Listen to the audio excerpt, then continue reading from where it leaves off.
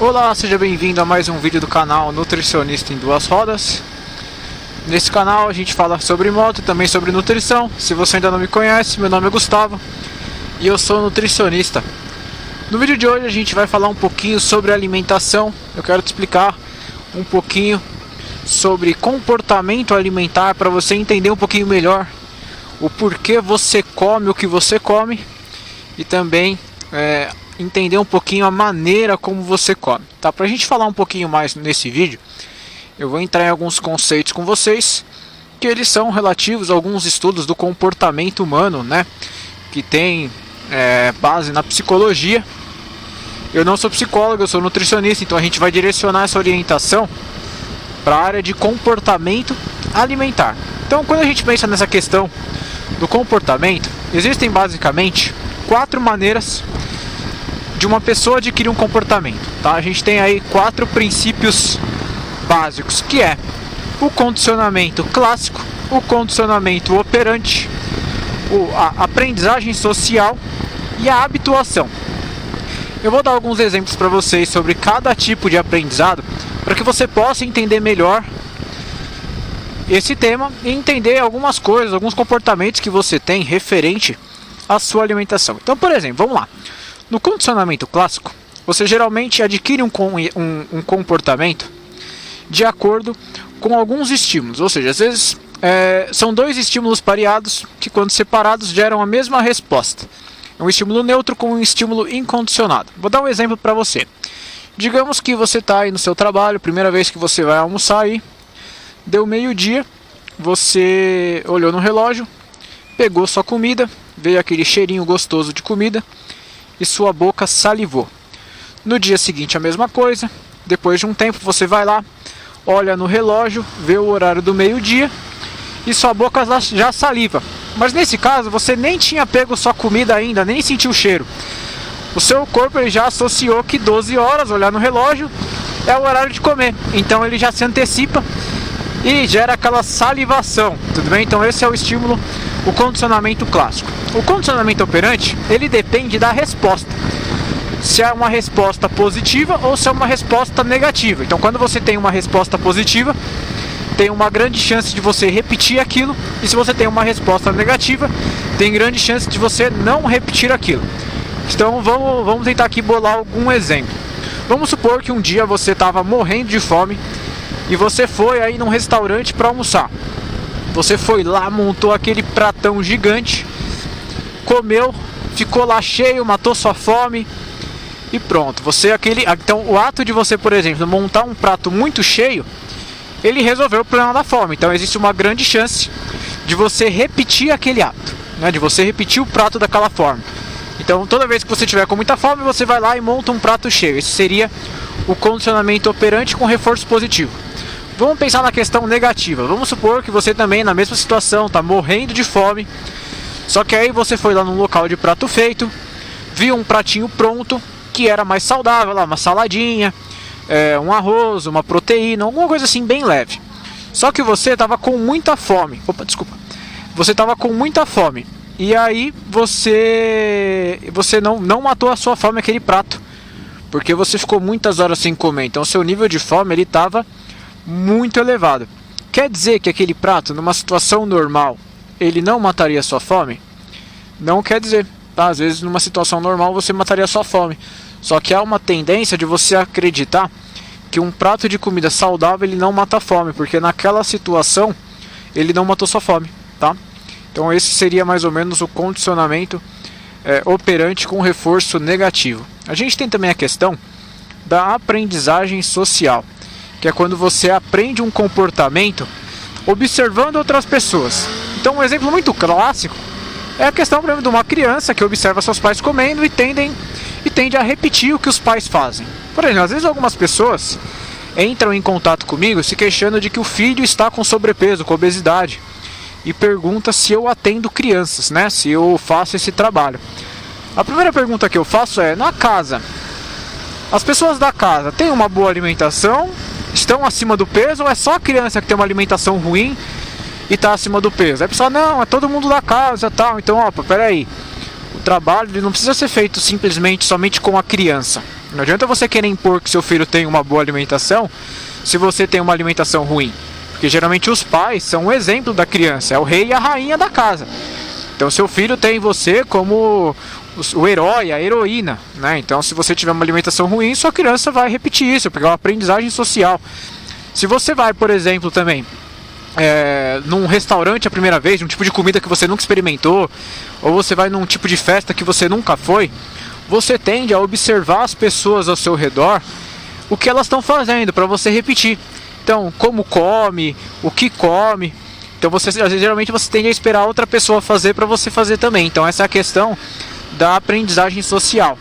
E a habituação é um fenômeno natural que acontece quando você repete alguma coisa por muitas vezes. Então, por exemplo, você vai lá no restaurante, você vai lá, almoça meio-dia, tem aquele reflexo do condicionamento clássico, e aí você repete o hábito de comer meio-dia todos os dias, e aí você se habituou que meio-dia é o horário do almoço, tá? Então, esse seria uma habituação. Você ir, por exemplo, no restaurante montar um prato muito cheio para matar sua fome, você faz isso uma vez, faz duas, faz três, depois de um tempo você vai acabar, toda vez que você vai num restaurante, você monta um prato muito cheio, tá? Porque você repetiu aquilo muitas vezes. Então, o legal disso é que, por exemplo, da mesma forma que esses tipos de comportamento eles servem para coisas ruins, ele também serve para coisas boas. Então você pode observar o tipo de comportamento que você tem, que com certeza você já deve ter pensado alguma coisa, e começar a identificar se ele é bom ou se ele é ruim. E a partir do momento que você já entendeu que aquele comportamento é ruim, você vai definir uma estratégia para tentar mudá-lo. E você vai acabar usando, por exemplo, a questão do condicionamento operante. Você vai testar uma estratégia, vai ver se ela funciona. E se ela funcionar, você vai repetir algumas vezes, tá? Quando a gente pensa, por exemplo, na moto, você vai fazer uma viagem aí, e às vezes você tem um padrão de coisas que você come nessa viagem. Por quê? Às vezes você viajou a primeira vez, você não programou o que você iria comer, aí chegou lá, você pegou e comeu determinado alimento e deu certo. Então você acabou acostumando que você sempre come aquilo. Quer dizer que é a melhor opção?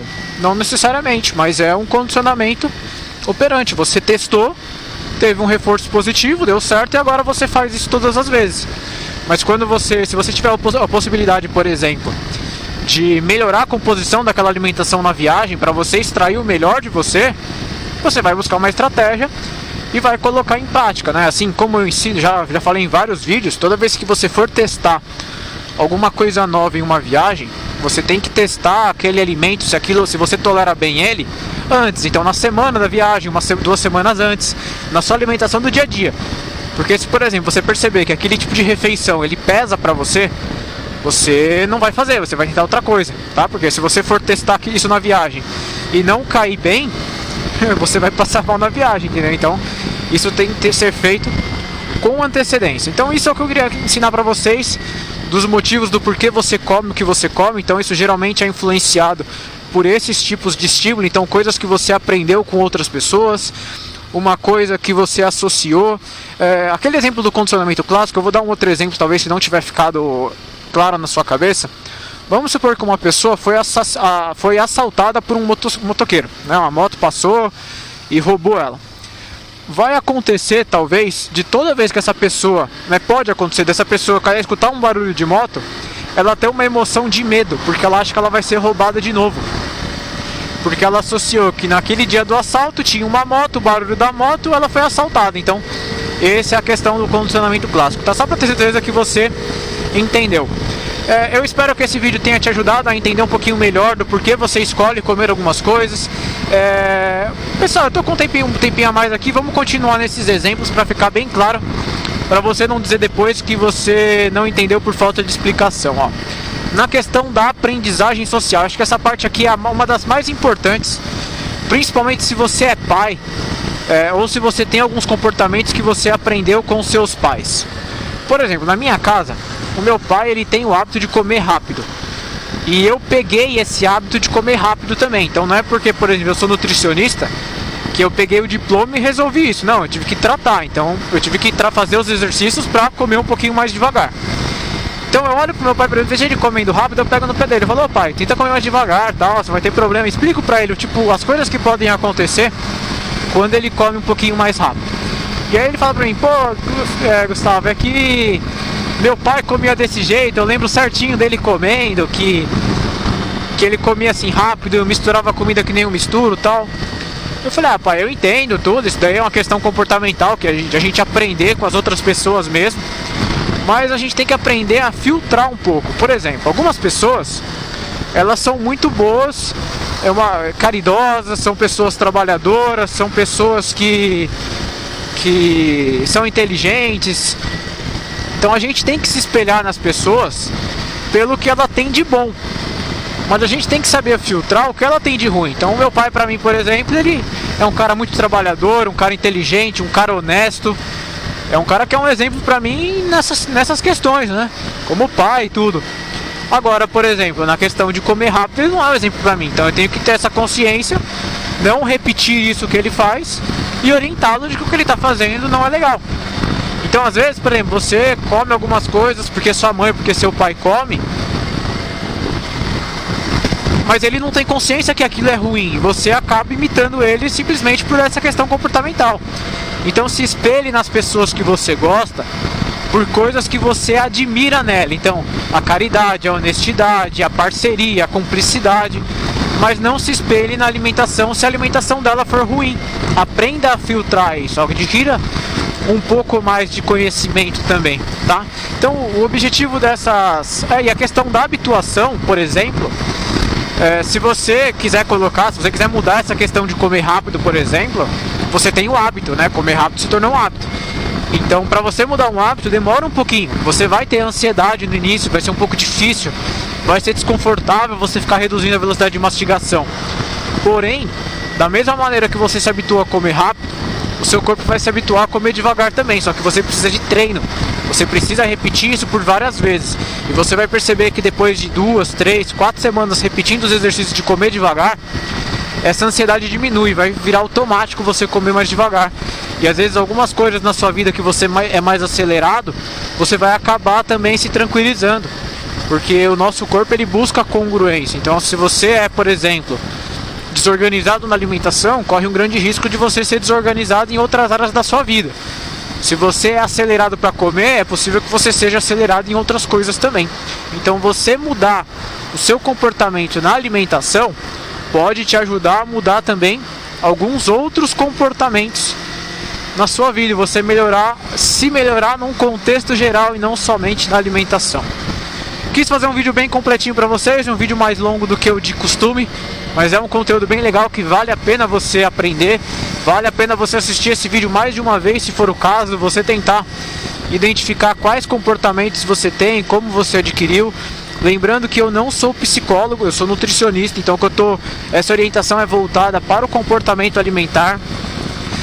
Muitas vezes, para tratar alguns comportamentos, pode ser que você precise de um acompanhamento profissional, fazer uma terapia, porque podem ter outros problemas correlacionados, e somente aprender o que é, como adquire, não é o suficiente para você mudar, tá? Então, se for necessário, procure também um acompanhamento com um psicólogo. Se você ainda não é inscrito no canal, se inscreva. Se você ainda não respondeu a pesquisa para a elaboração do Guia Alimentar do Motociclista, essa pesquisa está disponível aqui na descrição desse vídeo, responde lá. Se você ainda não me segue nas redes sociais, me segue lá no Instagram, @nutrição em duas rodas. Naquele Instagram eu posto diversos trechos dos vídeos aqui do YouTube.